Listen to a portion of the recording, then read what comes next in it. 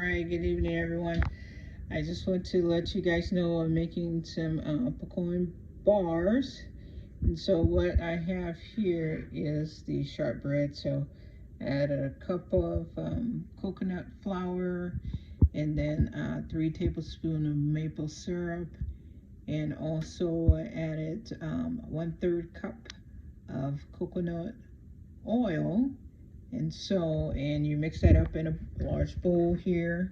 It'll come into like a crumbly form, and you just put this in here. You have to have this paper 8x8 pan, and then you're gonna basically uniform it into this shape. If you can get a little bit more, in the corners, be my guess. But you preheat your oven for 350.